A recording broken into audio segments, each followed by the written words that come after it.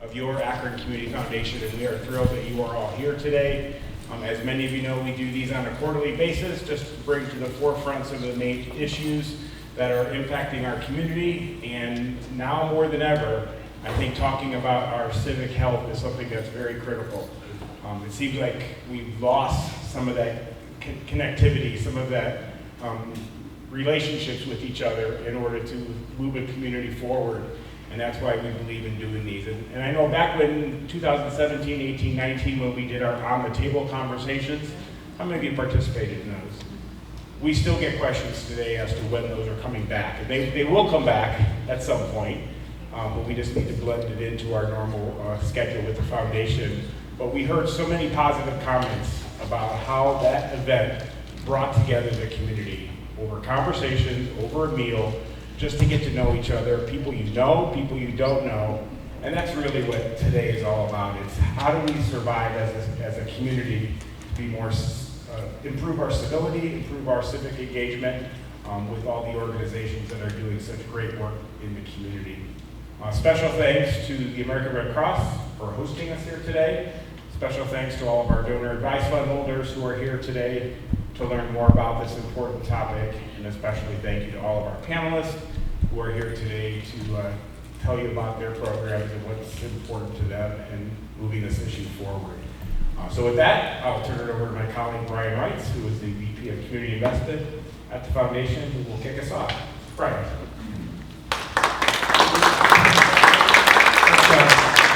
Good afternoon, everybody.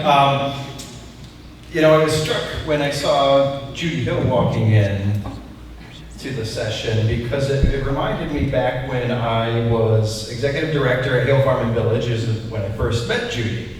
And one of the things, it's a history museum, right? So you would think that the big takeaway with all the school kids coming in and everybody coming out was to learn Ohio history, learn something about 19th century America.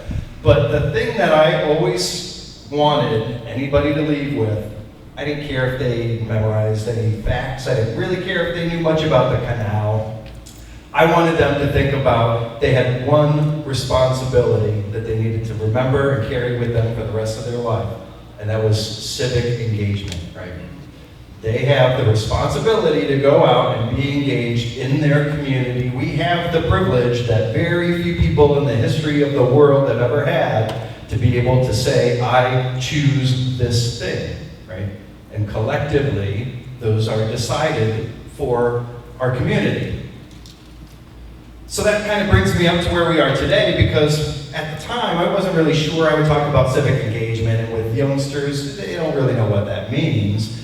But it comes full circle when I look across the panel that we brought together here today, because there are so many different ways that we are all able to get civically engaged in our community. And you'll hear a lot about it on the panel. There's a great group of people here. I want you to think about questions because we're going to end with a Q&A. So ask specific questions. Think about how you can get involved. Think about how you can talk to your neighbor about getting involved civically in our community. And with that, I'm going to stop talking and turn it over to my colleague, Mariana Silva.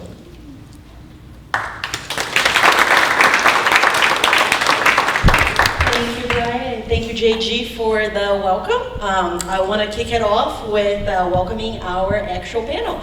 So how about each of you tell me a little bit more about who you are, your title, and a little bit about your organization so we can all get to know you. Great. Thank you for having us. My name is Eleni Manousogiannakis. I'm the Executive Director at Better Kenmore Community Development Corporation. I've been there for about 3 years, and that role as Executive Director about a year and a half. I grew up in Kenmore, went through the elementary, middle school, and no longer high school. My parents still live in the house that I grew up in, so it's been very rewarding to have that come full circle. So that's a little bit about me. All right. A little bit more about Better Kenmore. Thank you. Better Kenmore is celebrating its 10-year anniversary this year. You'll see more on our social media about what we've been able to do over those 10 years, and a lot of it intersects with today's topic. The organization's mission is to create a better Kenmore by celebrating our creativity, embracing our history, and improving our historic business district of the Boulevard. And we do that through several strategies. One is through placemaking events, leveraging the rich history we have with music, and that's why we've been branding the Boulevard as Akron's Music Row. There are 14 music-related businesses in a 3 to 4 block radius of the Boulevard. We also support the local businesses that are there, and folks are surprised when I say there are 40 small businesses on the Boulevard. They may not all be retail, they may not all be open morning, evening, afternoon, did that backwards, morning, afternoon, evening, but there are 40 small businesses, and so we try and connect them with existing resources. We're a small organization, 1.25 FTE, so we don't make grants to businesses, we're not microloans, so we have wonderful organizations that do that kind of work. And then we also do what we can with decreasing vacancy and blight. We lead volunteer efforts with beautification, litter cleanup mostly. We do murals wherever we can to beautify the area. And the idea is the better place looks, the more likely people want to visit. The more people that are there, the safer it feels, and it triggers that economy and investment. So the last thing I'll say that the organization does is connecting potential entrepreneurs with vacant spaces. Our vacancy rate on that commercial corridor is about 15 to 20%, depending on the year.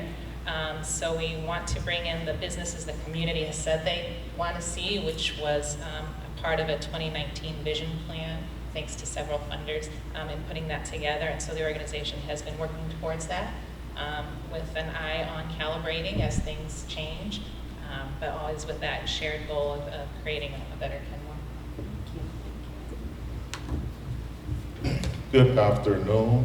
Ray Greene, Jr., Executive Director of the Freedom Bloc. Born and raised in Akron, Ohio, Kenmore High School graduate. So yeah, shout out to Kenmore. Executive Director of the Freedom Bloc. We are a 501c3, 501c4 Black-led grassroots organization working to build Black political power through civic education, civic engagement, leadership development, and economic reinvestment. Simply put, we connect neighbors to each other and connect those to resources and use those resources to understand what they want, what they need in a community, and turn that into policy. So we train people how to advocate for themselves and provide the foundation, the leadership training, and the resources to make the things that they want to see in a community happen. All led by the community. We are just facilitators and basically a resource bank. And I'm happy to be here and look forward to this conversation.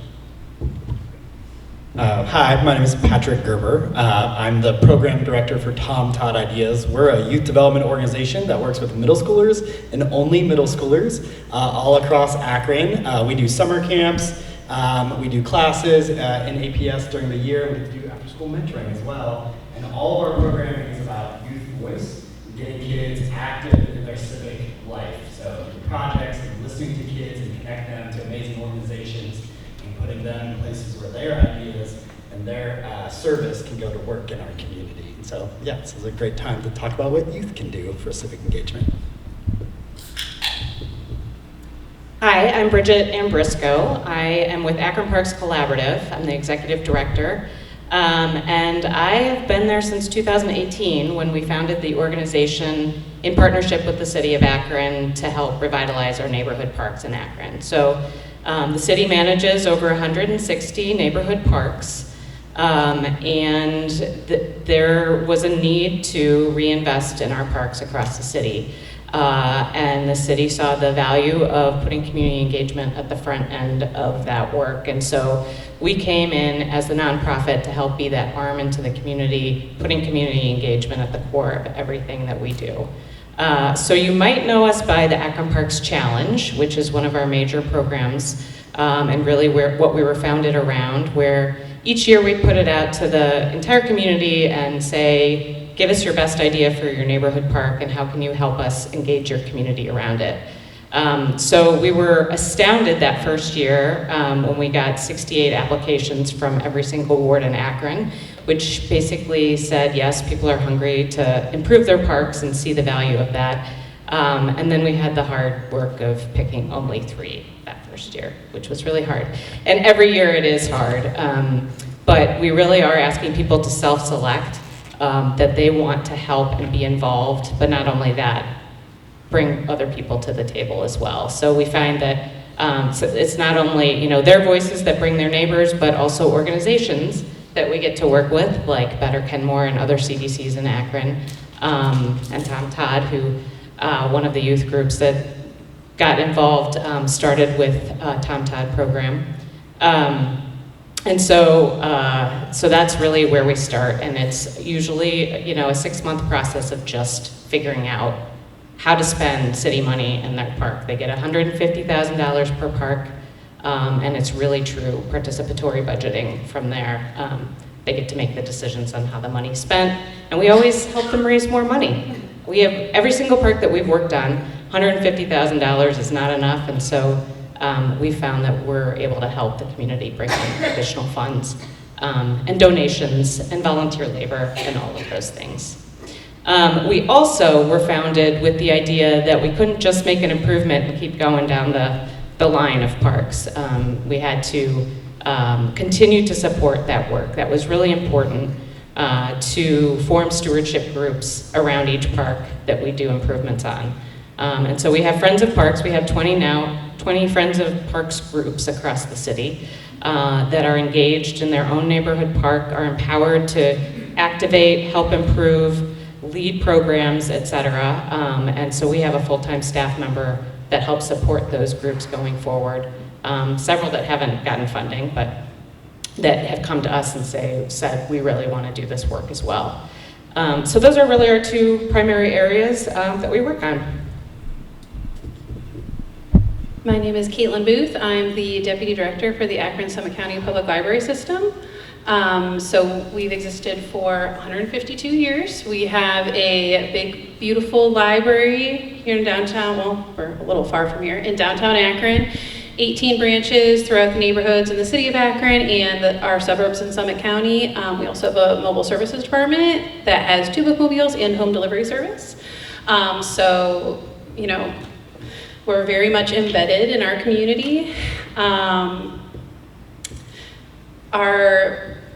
We'll get more into this, so spoiler alert, but the library's mission is basically to connect people to the resources that they need to improve their lives, whether that's for learning or leisure, through the collection that we offer, through the programs that we offer, and through the community partnerships that we kind of help connect with our spaces.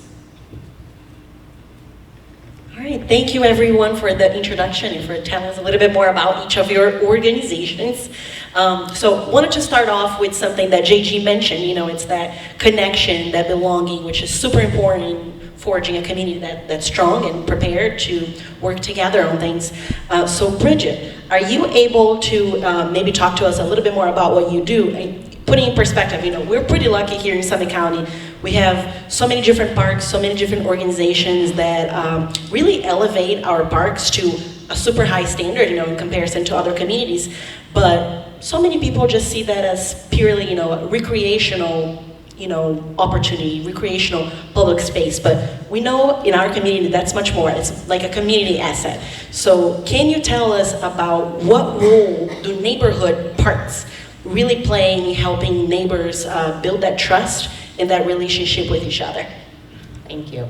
So I always like to start off a lot of presentations by saying that, when you ask people what they love about Northeast Ohio, and maybe this is just the circles I'm in, a lot of people will say our parks, right? Our national park, our metro parks are amazing. We are so lucky. And that's true, absolutely. But our neighborhood parks are not at the same level, and that is actually where people live. Not that people don't live near our metro parks too, but where people can walk.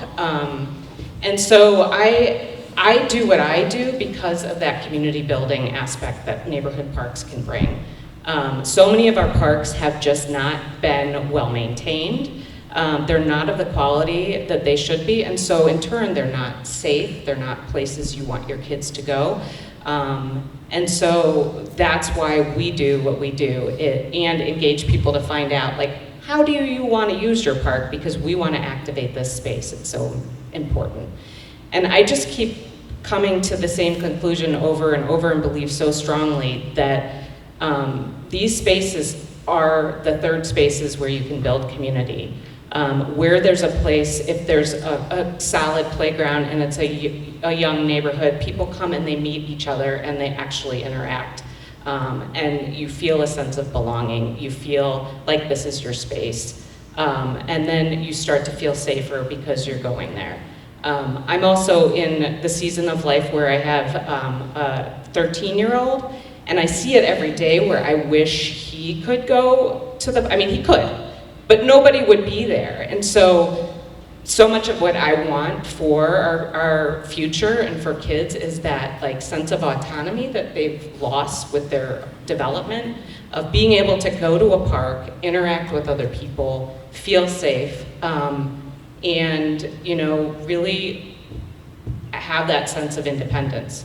So parks to me are so important to that building of community that then results in so much for some of the problems that we face with safety and with cleanliness. Once you own and feel a sense of ownership for your park, keeping the space well maintained, activating it, bringing people together. And right now, I mean, as we've already said, it's ever more important that people start to get to know each other as neighbors. Thank you, thank you. And the next question for Caitlin.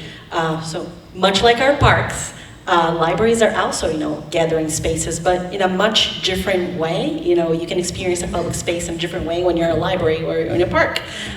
What makes libraries very unique in that position to help people feel connected, but also feel informed?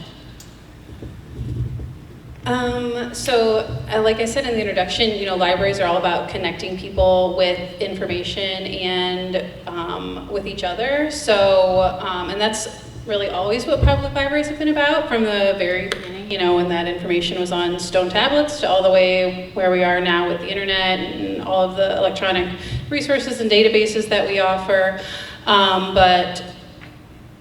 So there's this aspect of connecting with information and resources, and public libraries play a crucial role in leveling that playing field, because it's really one of the few places you can go and receive these services, receive information, receive a sort of education that requires no investment on the part of the individual. We're free and open to all. That's our whole thing. So we offer people in our community, like I said, an opportunity to connect with resources and information that they might otherwise, be apart from because of whatever number of limitations, even if it's just the opportunity to use our free computers, our free Wi-Fi, and of course our collection. But then the library is also very much one of these third spaces, like Bridget mentioned, of just a place that you can go and be, and like I said, there's really no expectation of you. You don't have to spend any money, you don't have to do anything. And we have people who do that. That's how they spend their day, just hanging out in the library. They use the collection, they go to programs. It's a safe place to send your kids after school when they, maybe they don't have like a means to get home, whether it's, they don't have a bus or the parent isn't able to come and pick them up. A lot of them just were near schools and they walked to the library. It's also, the library tries to engineer some of this community connection with our programs, more and more.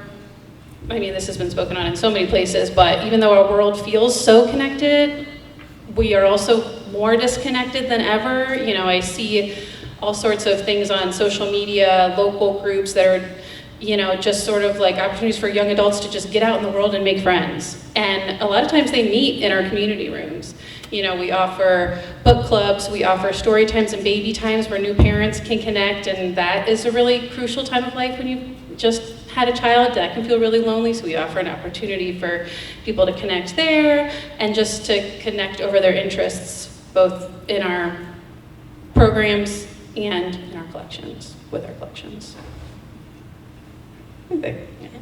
Thank you. And you had mentioned this before when we were talking, if anything, the library can just be a gathering space. That's already huge. That's great. Absolutely. All right, so Eleni, Better Kenmore is really transforming public spaces in kind of like in a different way. So huge focus on what you do, it's arts, culture. So can you tell us a little bit more about how do arts, culture, community events really help transform those connections between people and make a stronger community that way? Sure. So the arts and culture and community events, they obviously create a place for people to gather, but not just physically, it's emotionally, that social connection that I think each of our organizations can speak on. And for us, a good example of that is this on. I think so. Let me check. Yeah, you said that, but let me look at this one here. The battery might have died. Yes, this one is on. Check. It's on too, but I think it just, from lack of use, I think it went to sleep. Here you go. So First Fridays is a way that we do that. And what we've really created is an opportunity for people to experience a place differently than they may have in the past or ever.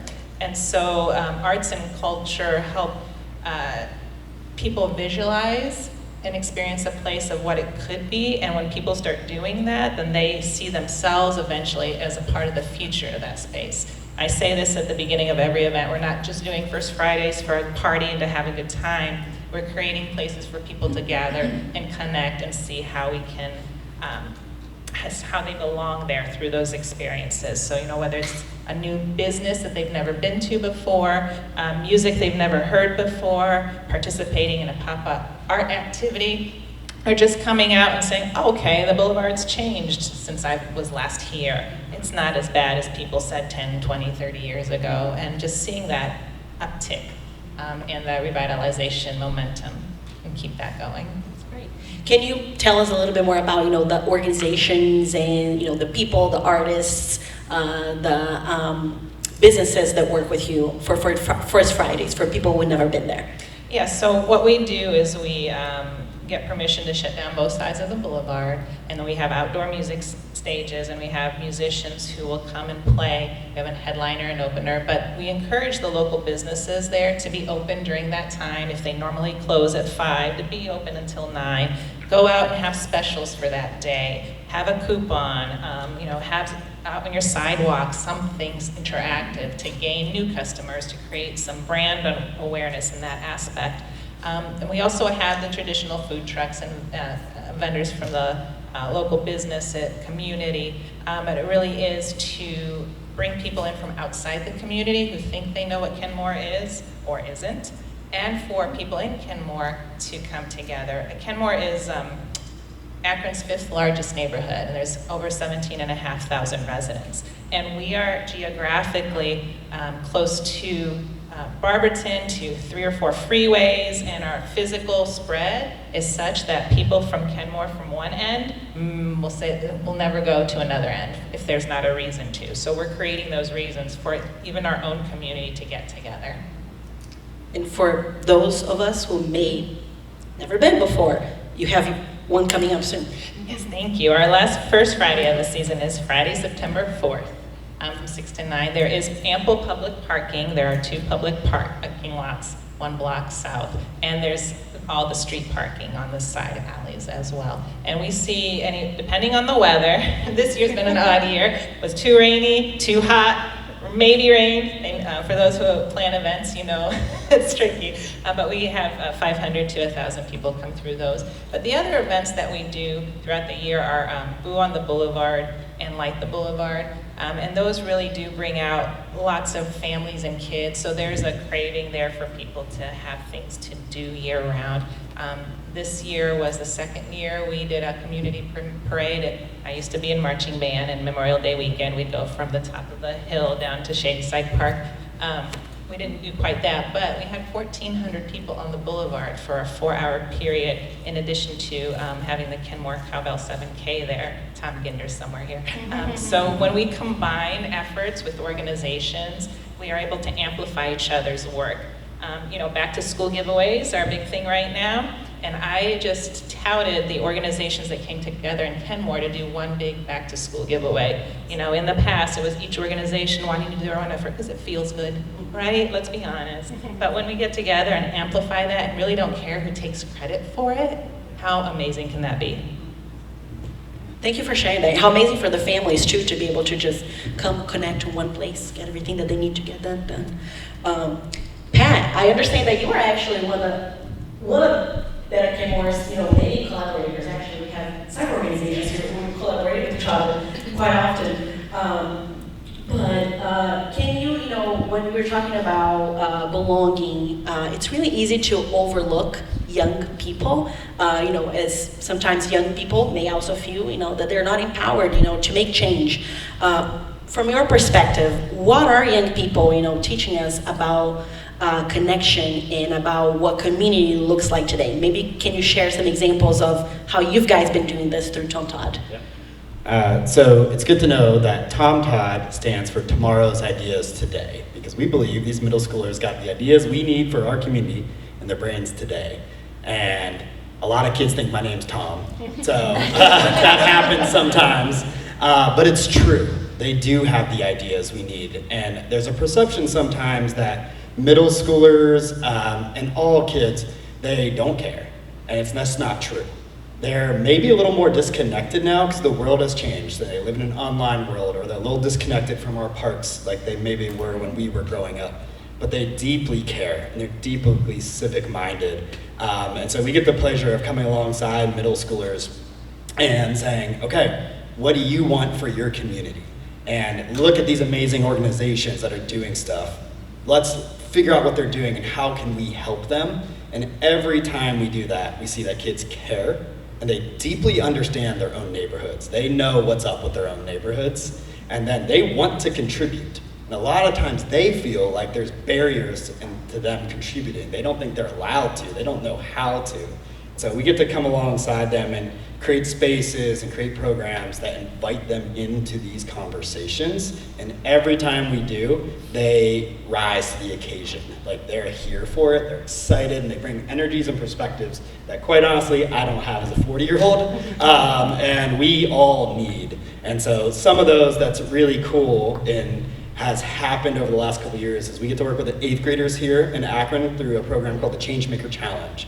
So 8th graders work alongside community partners, and the kids come up with what is the need or the project that they want to focus on. They come up with the idea, and then the amazing Akron Community Foundation gets their back and actually gives them money to go off and do these ideas. So this started 3 years ago, and we got to work with all the different APS schools, and Better Kenmore was one of our mentors over at Innis. These kids were very aware of what they wanted to do from day one, that Prentice Park was not good enough for them. It was not a space they wanted to be in, they did not feel safe in it, and that was gonna be their project, day one.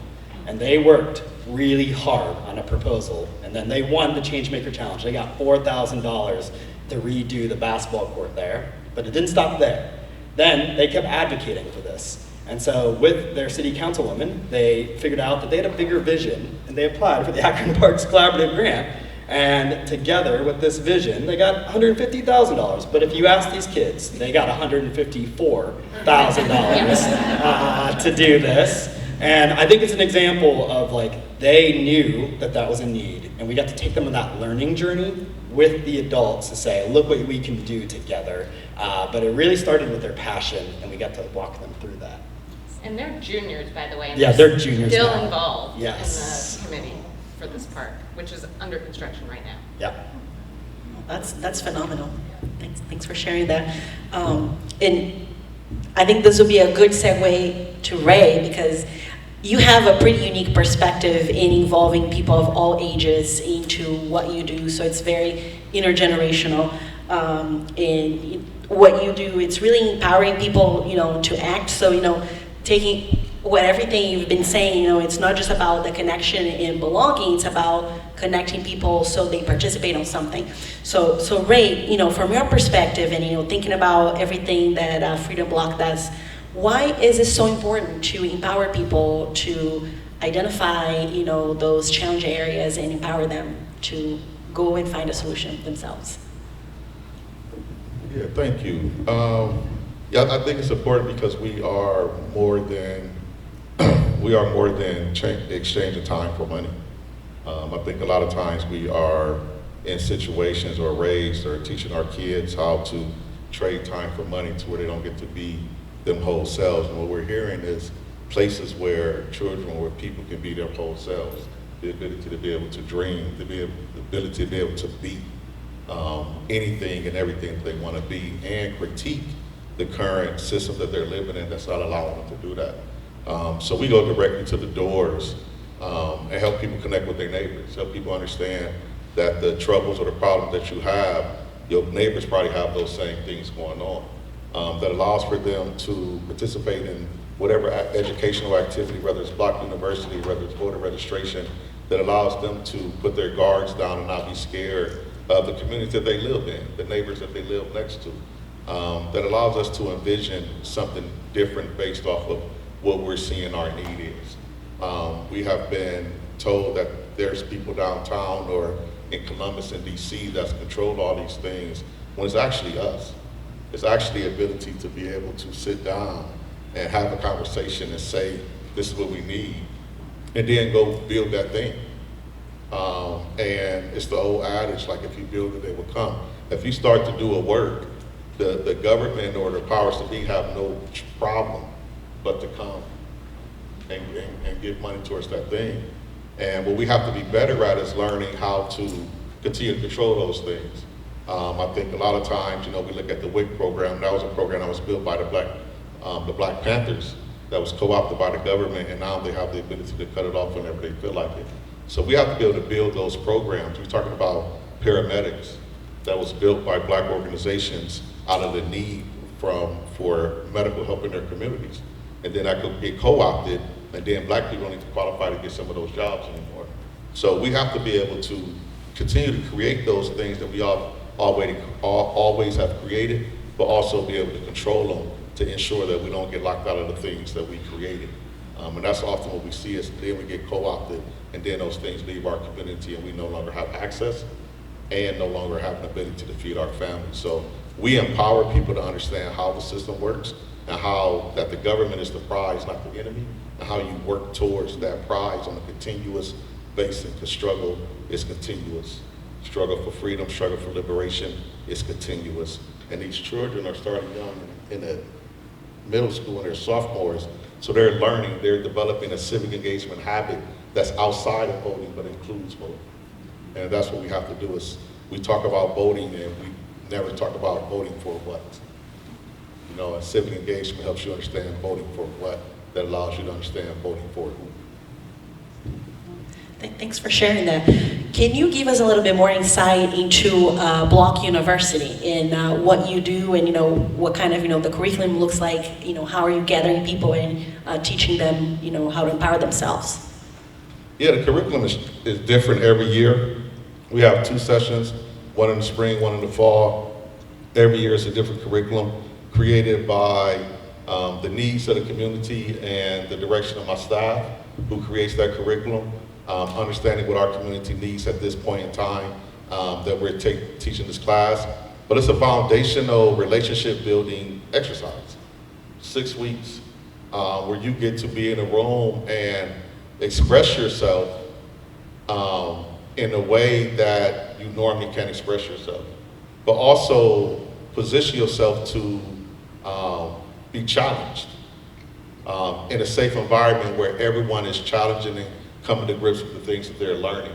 But teaching like the foundation of civic engagement, the foundation of struggle, the foundation of building things, understanding how do you get the disability organization. What's those things that when you're walking down the street and like there's a dip and then you get on a sidewalk, that curb cut, how did that get there? There's a handicapped person that got tired of not being able to get their wheelchairs, took a sledgehammer to that. That's activism. So that's advocating for yourself. You got tired of not being able to walk the sidewalk, so you take a sledgehammer, and now we got curb cuts. And then that wasn't enough, because now blind people can't understand, so now we got the Braille inside of that. That's all lived experience. Our lived experiences have created America. And then we got to a point where I'll say after the civil rights movement where we all become free. And now we don't advocate for ourselves anymore.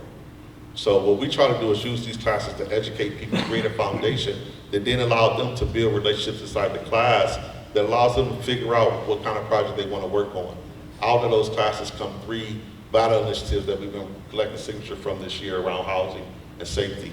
Out of that class comes organizations like PFP that wants to build a food network, a free People grocery feeding store. people, if you don't know. People feeding people comes out of those classes. Nonstop growth comes out of those classes, who's doing all types of community violence interruption comes out of there. Black Leadership Alliance comes out of that class, things where black leaders can come and talk about issues that they have for being leaders in Summit County, which is a predominantly white county.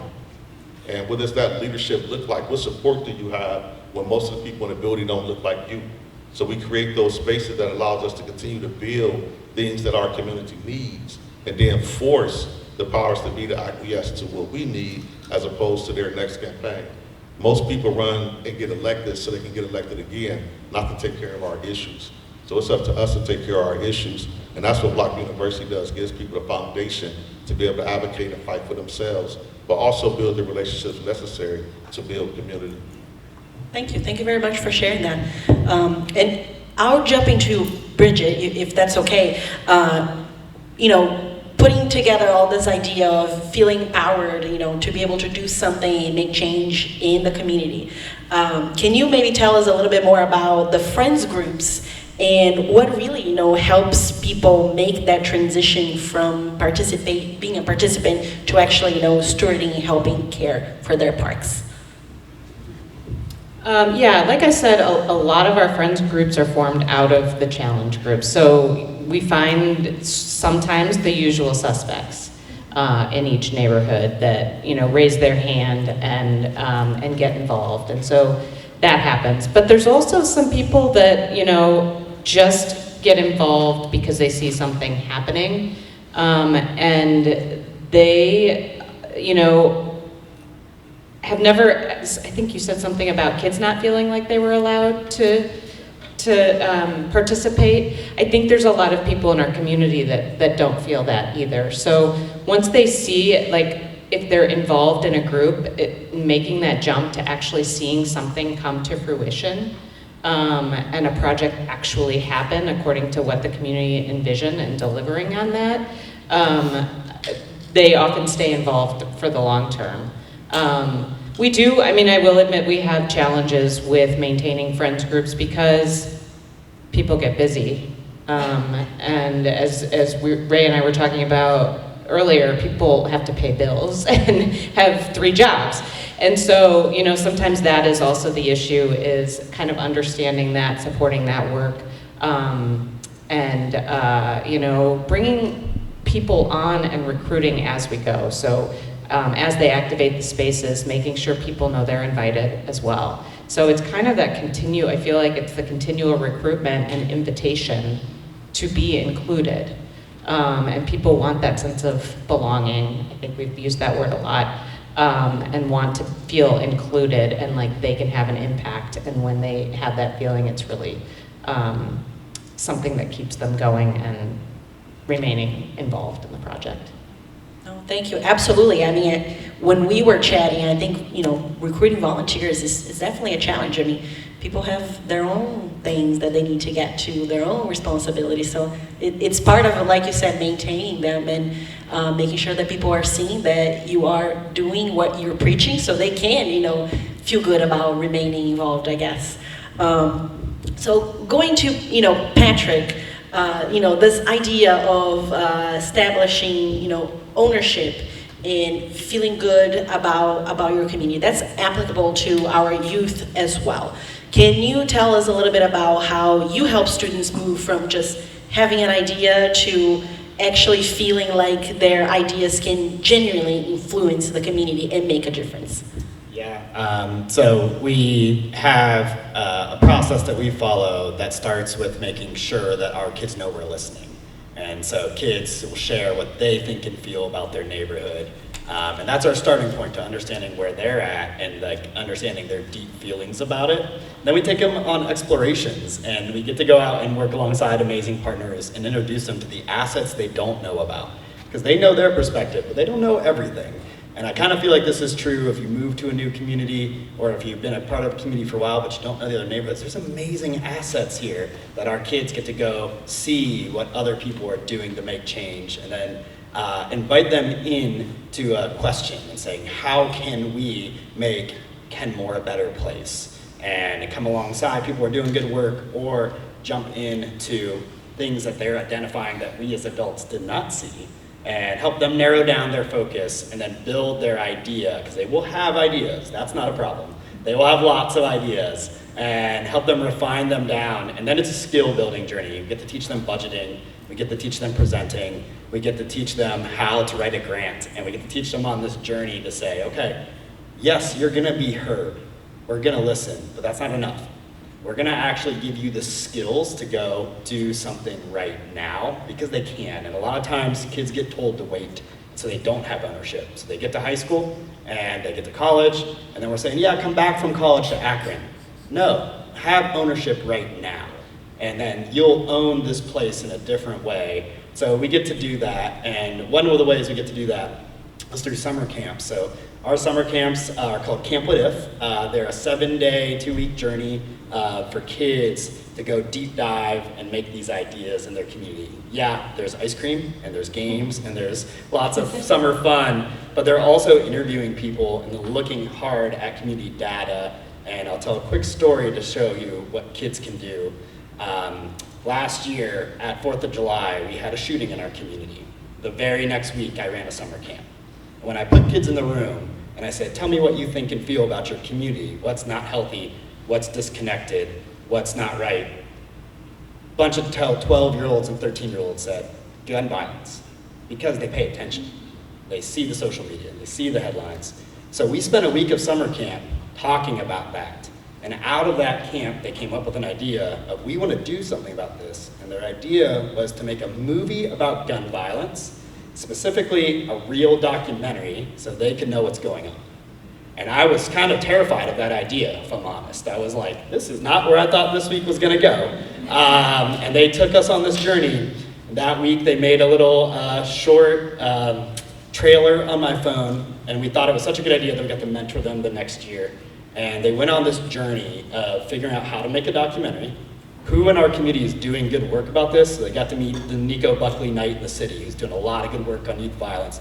Got to meet Tim Anderson, who's one of our credible messengers, a guy who's shot people and been shot, who's out in our community telling people to put that gun down. Got to meet Courtney Brown, another guy doing that. And they interviewed him and they made a documentary. And then last year at the Akron Urban League, they got to premiere this documentary. So it's 30 minutes on YouTube, and middle schoolers, from being scared the week before because there was a big scary shooting, to saying, we have an idea, to saying, look, we did the research, we found out what's happening, and we made this thing for our community. That's the journey we get to go on. And that group of kids right now is in Canton, showing off their documentary tonight, right now, to Canton people who are trying to say, we need to talk about this issue. So we got a bunch of 13-year-olds telling us how we can do better at gun violence. And that's ownership to me, of kids saying, look, if we're not gonna deal with it, if you are adults aren't gonna deal with it, we're gonna deal with it. And you can go watch the documentary for free online, right? Yes, it is tomtoddideas.org and /prevent. And if you go there, you can watch it online and learn more about those cool kids. Thank you.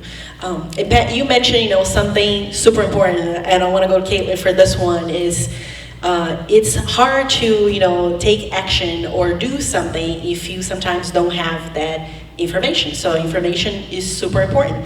A lot of what we can see at our local libraries. So can you, Caitlin, give us a high level of, big picture of all that people can actually do at the library, which is a lot if you've ever been to the calendar of events. And after you do that, maybe tell us a little bit about how does helping residents, navigate through those everyday needs, could be employment, benefits, services, whatever. How does that help prepare them to be, more participative in civic, life? Okay. Big high level of everything the library has to offer.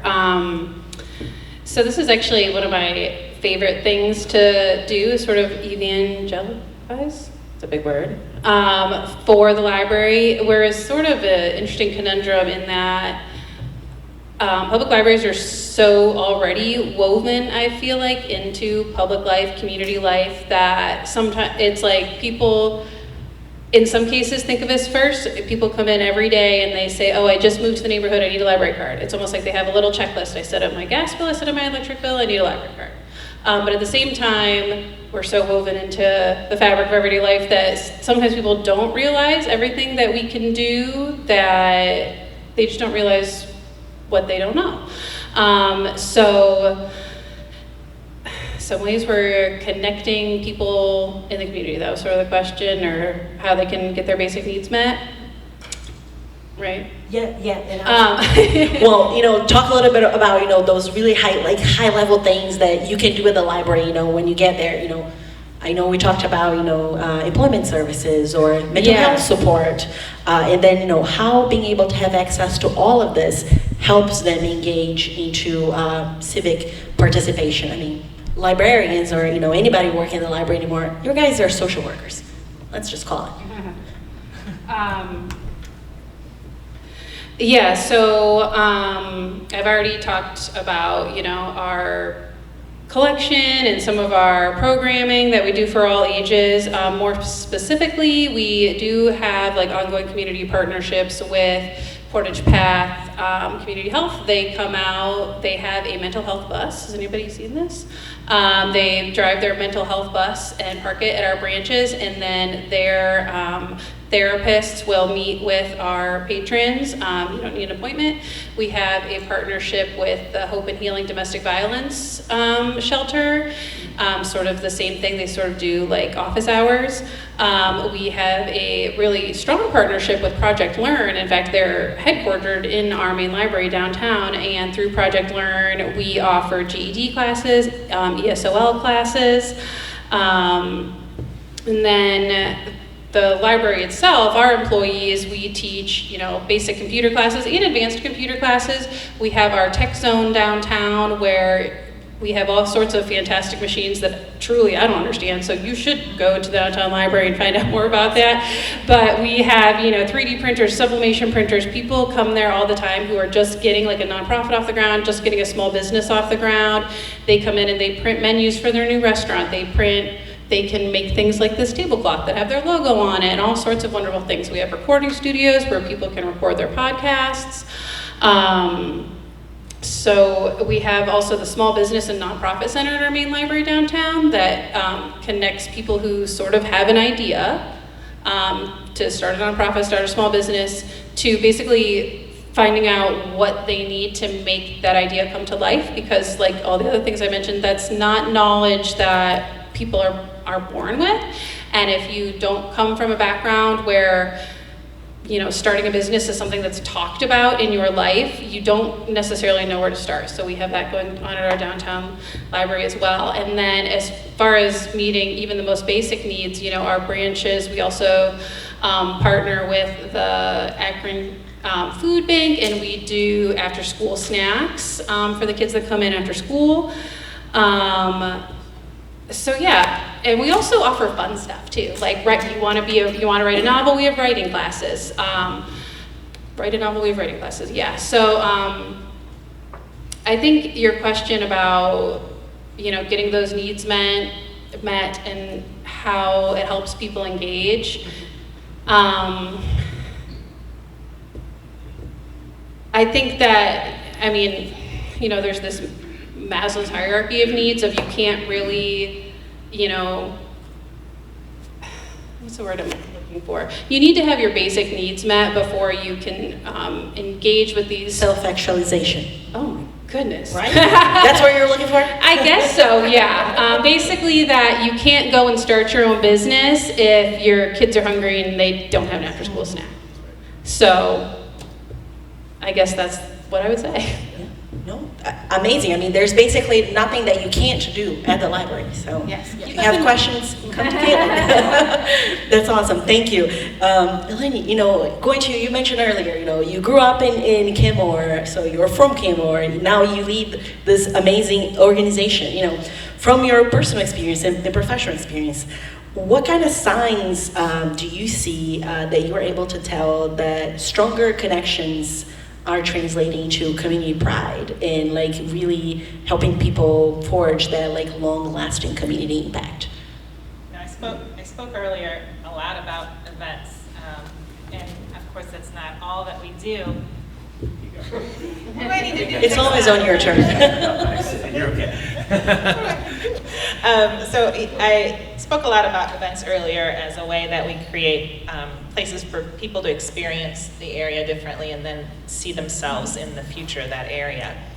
So of course attendance is a very basic metric, but I see some more subtle and less obvious things.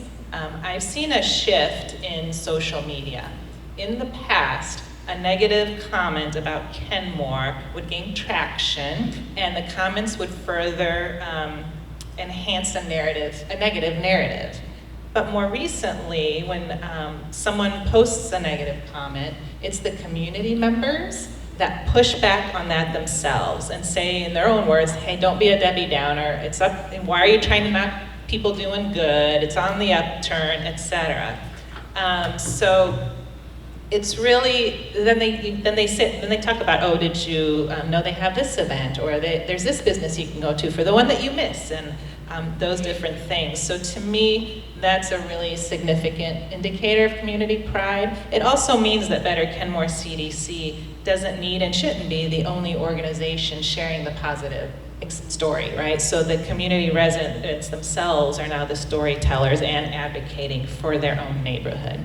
And there's another aspect here I'll touch on based on your intro to that question. So I grew up in Kenmore, but I don't live there anymore. Some people would take that to say, I don't truly get it. So I think we all can be careful about avoiding a insider versus outsider mentality, because that actually can limit a community's ability to change, right? Community includes business owners. It includes people who work there. It includes outside folks who care about the community. And if it was just about zip code, we would lose so much in people, connections, relationships, resources, and ideas that would help a neighborhood move forward. So if you approach it that way, people who might technically be outside the community are actually part of the larger civic ecosystem and civic infrastructure. And I think that's what we're seeing more of in Kenmore. That's really cool. Can you say more? I mean, so people are coming from, of course, other areas of Summit County and. Yeah, so one of our music venues, the Rialto Theater, 95% of their ticket sales are outside of Kenmore. So, that has different questions too of why aren't people from Kenmore coming? Is it a preference in music? Is it the time, price tickets, all that? But we have a lot of folks coming outside of Kenmore. And then for our family-friendly events that have kids' activities and organizations like First Tee and Tom Todd or other folks who facilitate activities, we see more families with young children. So it really is, how do we connect with kind of two different audiences, if you will, and that's what we've been trying to do with the different approaches and the different events. Thank you for sharing that. We really appreciate that. And so, taking everything that we're hearing today, taking this, going from a civic leadership and community voice, kind of approach. I wanted to ask Ray. So many people, might think that civic engagement ends, with voting, which you mentioned earlier. It doesn't. Voting, of course, is a huge part of it. We know that your organization, helps with voting registration, organizing people. Can you take us, from that act to registering to vote to other examples of civic leadership that may happen, every day in your community that are important to the process but may not go recognized? Yeah, so when we're talking about the youth groups that are doing good work, in our community, youth groups that are like Blaze that are putting together back to school events and book bag giveaways and mentoring opportunities. Those are all civically engagement things.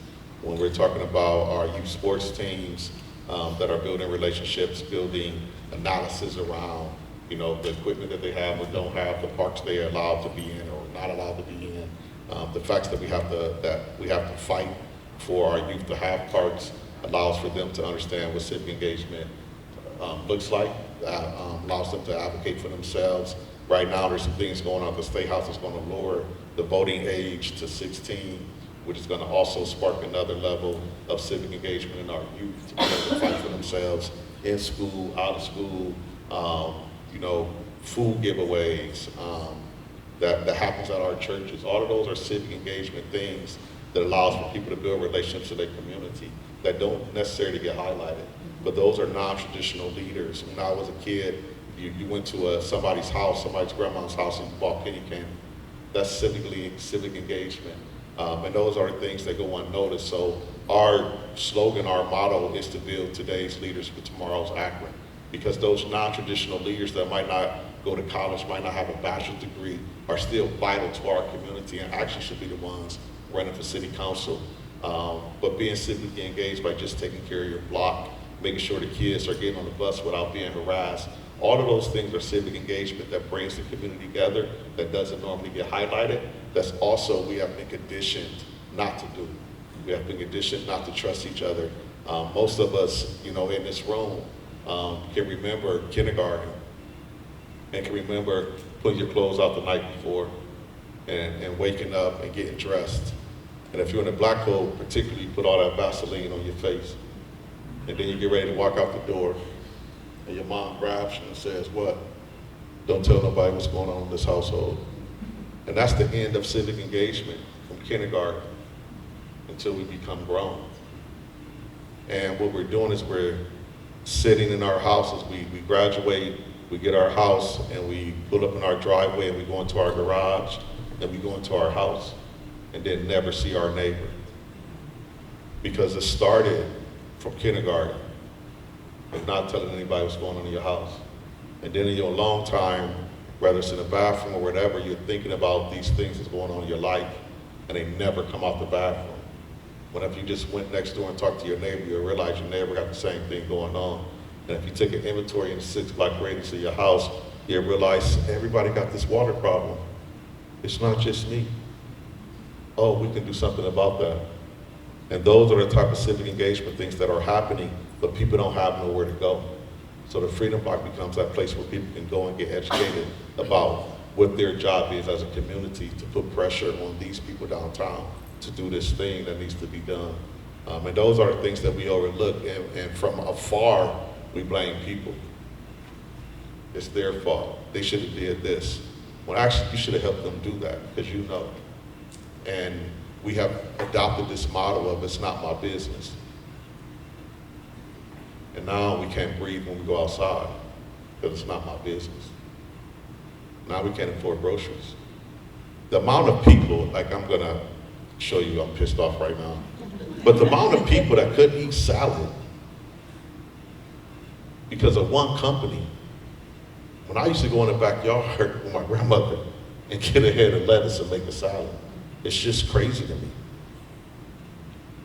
There's nobody in your community that's growing lettuce. So now we can't get salad. Like, that's mind-boggling to me. And it's all because we have been taught, don't tell nobody what's going on in this household. So now we get on social media, we got all the friends in the world, but we're lonely, which keeps us from being civically engaged.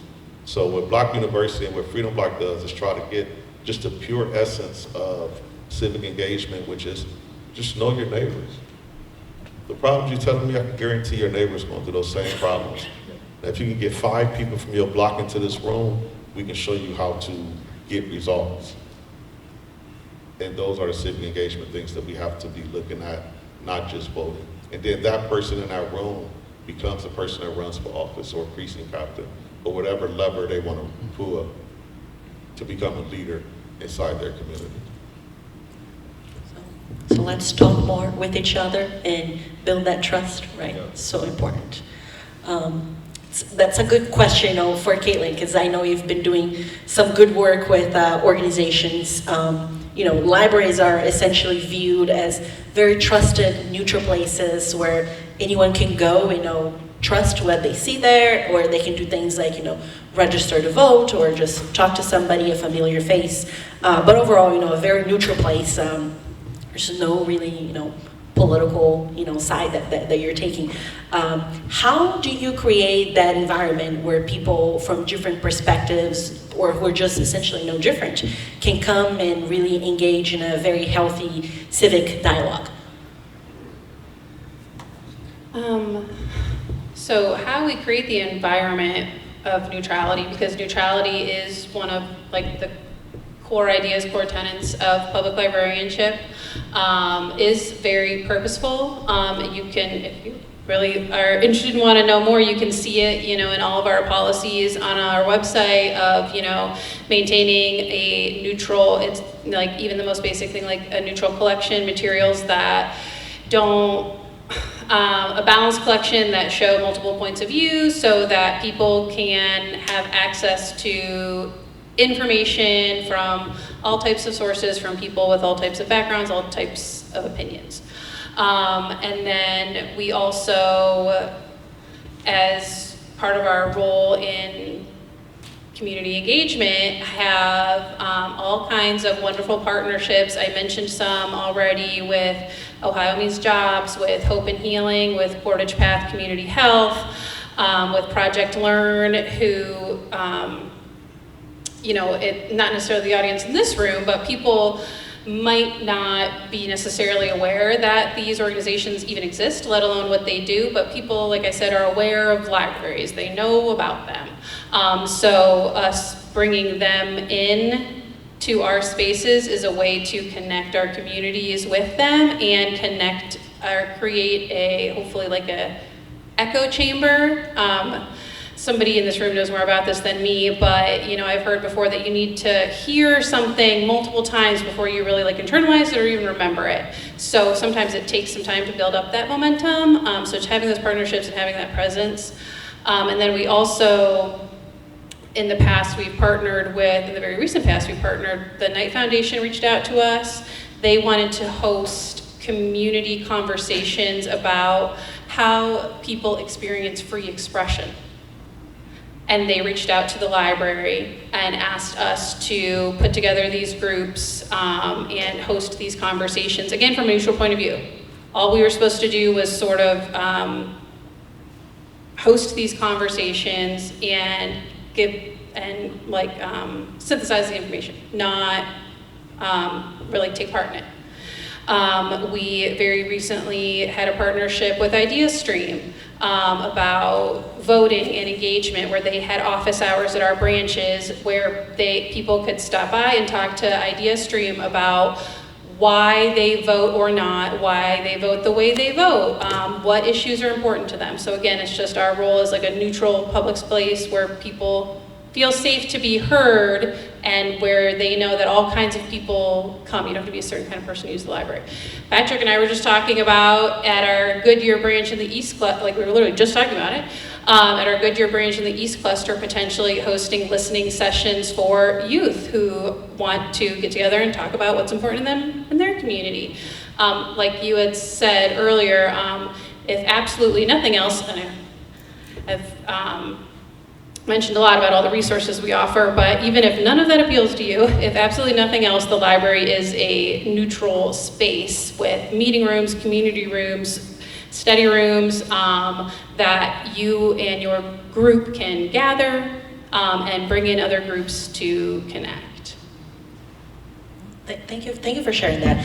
And several of you have mentioned this, about participation has to kind of, feel right. It has to match up with, what you're thinking or, your availability, what you are able to do, in general. So, from that perspective of, something that needs to feel right, Patrick, what do adults or organizations in general could do a little bit different if they want youth to engage and like really create that like authenticity when it comes to like engaging kids to do something? Yeah, I think it comes down to relationships, and I think you're gonna see a theme that this all boils down, civic engagement boils down to relationships. And kids want to feel known and they want to feel connected, but we're big scary adults. It's on us to go find our kids and to know our kids in our neighborhood. And so if I could say like what we could do better as adults is to find opportunities to know our kids and then to change our mindsets about kids. We don't do things for kids, we do things with them. And to have that opportunity for relationships. And then the reality is for me is every single person in Akron has a table of some sort that you can invite people to. Could be your backyard, could be your living room, could be the basketball you got in the garage. Like you have something that you can make connection with, and I think making connections and then using the resources we have and inviting kids into that space, whatever that can be, is the way to do that. It doesn't have to be huge. You don't have to hand over a lot of money to kids, but I do a survey every year of our kids and I ask them how many neighbors can you name around you? And it's a really interesting metric of how connected they are to their community. It's a couple reasons it's not a huge number. It varies. Somewhere between 30% and 50% can name 2 or more neighbors. Kids move a lot. And when they move a lot, they don't really know who's in their neighborhood and their neighbors don't talk to them. And then if they try to play basketball in the street, their neighbors are like, hey, get out of the street. And they might go to the library and feel like that's my place. And then this is like those moments where librarians reach out to them, because we do all of our after school programs at the library. We don't have a building, we go to the library. Because I know those librarians care about them and I can make connections that way. So to me, it all boils down for us as adults of looking at who's the people around us that we can make connections with right now and make connections. And those kids are in your neighborhood, I guarantee it. And then what can you open up a space for them, a table, a conversation, a porch, a basketball, so that we can connect them. And then think of them as with you. They're with you. They want to come alongside us and do stuff with us. And that mindset of with is really good. And there's a quote by my friend here in Akron, Ron Kent, and I think he's quoting one of our great leaders, Kent Boyd, is that we move at the speed of trust. And that's it. And nothing's gonna happen in our community unless we start with each other and start with trust. Thank you. I appreciate that. And have one last question before we move into Q&A. Ray, you've been seeing a lot of this, you've been doing this for a long time. From your perspective, when residents start seeing themselves as leaders and problem solvers in their own communities, what kind of changes, do you notice in the community when that happens? And more importantly, how do you keep that momentum? You see them lead. You see them take it serious. You see them being willing to be held accountable, being willing to lead, being willing to build, being willing to share the spotlight. And I think that keeps the momentum going.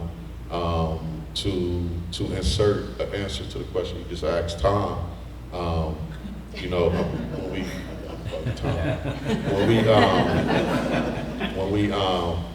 when we're dealing with kids, he says building relationships. I think that's important, but it's also important to shut up.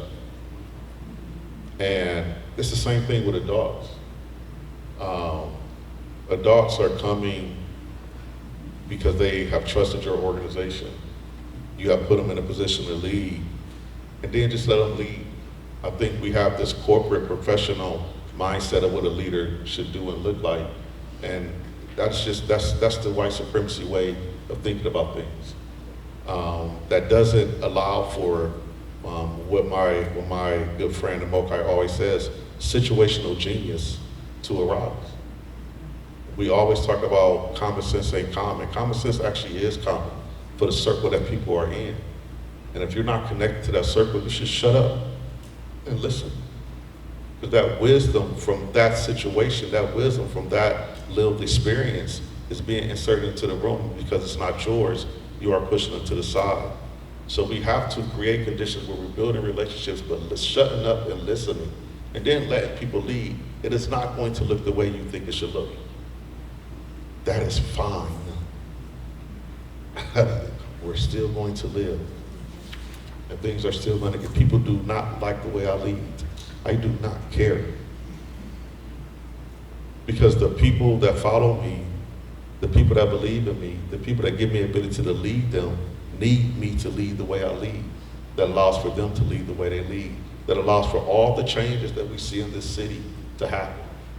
And it's not because of me, it's because of the people that has trusted me to lead them. And now they're leading this city. And anything that happens in this city comes through us because of the leadership that they provide. I get to sit up here because of the leadership that they're providing in our community. I actually just raise money so they can do the things they do. But they are leading our city, but they're not city council people. They're not sitting in this room. They're not having $100,000 corporate jobs. They're just worried about their block, their community being better. And we just need to shut up and move out the way and let people lead and figure out how to join them, how to help them, instead of how to correct them. Thank you. Thank you very much. Thank you all our panelists for all of your insight today. We really appreciate your time and energy. We are going to go into our Q&A.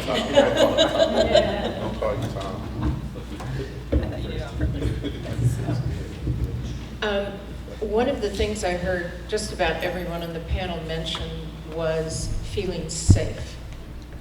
Having a safe environment, or just this whole idea of safety. And I'm thinking, what are they safe from? Are they safe from harassment, or ridicule, or judgment, or crime, or what are they feeling safe from? All of it. All of it. All of it. But I want to change the word from safe to brave. Brave spaces that allows for them to be vulnerable. Yes. Safety, like we equate safety to militarized soldiers and police. And safety is really the ability to be vulnerable. Can I be in this room and be myself without feeling judged? And that's what people are looking for. Because people, this room is dying. And they won't, and everybody in this room is going to go home and tell nobody that they're dying inside. And we try to create a space where people can say, I don't know how I'm going to make it tomorrow. Whether it's financial, mental, emotional, or spiritual, I don't know how I'm going to make it tomorrow. And everybody in this room is going to leave out here feeling what I just said and not say nothing to nobody. Go into the bathroom and cry. And we have to create spaces where we are vulnerable, where we are saying, like, I do not know how I'm going to make it tomorrow. Everybody walked in this room and Mariana greeted everybody. And she probably said, how is everybody doing? Everybody said, fine. And nobody in here is doing fine. I'm tired. That's what I told her. I'm tired. I just got off a plane. I'm ready. When I leave here, I'm going to bed. We have to have that level of vulnerability and trust. We have to create spaces where you are able to, if you can only take off your mask when you're at home, that is not freedom. That is not liberation. But we are all wearing a mask because people have taught us to suck it up, fake it till you make it. And these kids are not, they like, man, this world is fucked up. What y'all got us into? And we don't have any answers because we hide in the bathroom crying. We need brave spaces where people can be vulnerable. Vulnerability is safety.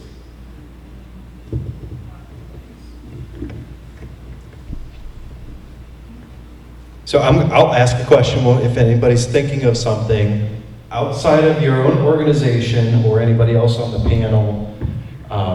What's something happening in Akron right now that's giving you hope? This panel. I did not know this panel. I don't know none of these people, but I'm connecting with everybody before I leave. These youth is what give me hope. This panel is what give me hope. Y'all being here, one of the learners would give me hope. We are better than the sum of our problems today. And that's what gives me hope. Because I know there's answers. People are trying to figure out the answer. And I get to be a part of that. And that's what gives me hope. I want to frame it a little differently. We speak about hope, and some of us equate that with wishful thinking, and that goes nowhere. I want to reframe hope. Some of us equate hope with wishful thinking, and it goes nowhere.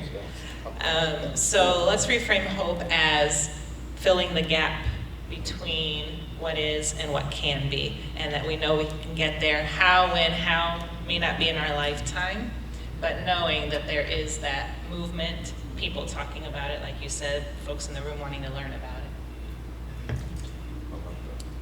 I'll say there's a organization in our community called Youth Success Summit, and it's not happening anywhere else. It's happening here in Akron, and it is every single out-of-school time partner. It's every single summer camp. It's every single after-school program coming together to make a network to make ourselves better. We spent this morning at a little conference at the library making ourselves better. We didn't hire an outside speaker. We made ourselves better.